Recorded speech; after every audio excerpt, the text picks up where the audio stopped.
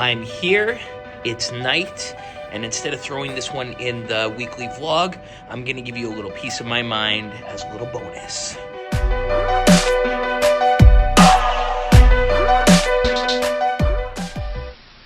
What's going on, everyone? It's Lee here, the rental guy. I'm from the rental shop to give you a pop-up video on white FanBack chairs. If you have a rental business and something is sitting on the shelf for an extended period of time when you feel that it should be going out, well, then you have to do an investigation on that item and you have to figure out how to get it moving. And it's not always lowering your price.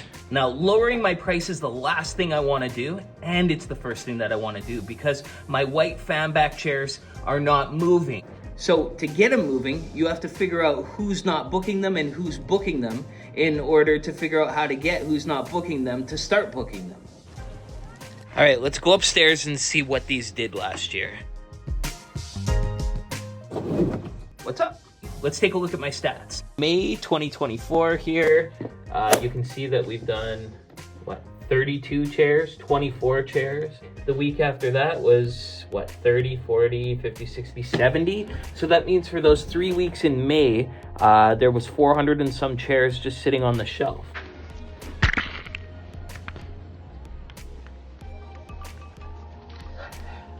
June 2024, from the 10th to the 20th, nothing even went out for those 10 days. I could have had them moving there.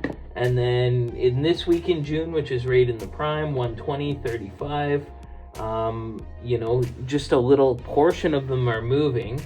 The week after that, 60 of them. The week after that, you can see 70, 50, 18, 172, 40, 50, 20, 40, 24, 72, 68, 90. So what that's telling me is that I'm missing out on these people doing ceremony seating for this type of chairs because they want something on a budget. So my numbers show that it's a lot of small amounts of chairs that are booking when it should be a lot of large amounts that are booking because white FanBack chairs are typically used as ceremony seating.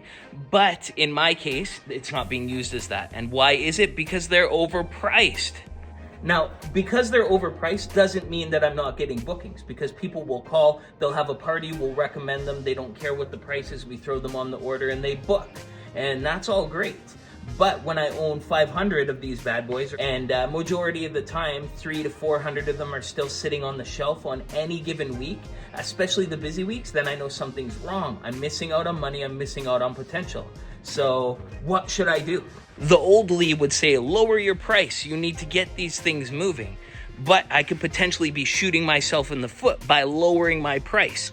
So what's the guy to do? What I need to do is stop ignoring Facebook Marketplace. I've ignored Facebook Marketplace for 2 years because I didn't want to have the lowest price on items.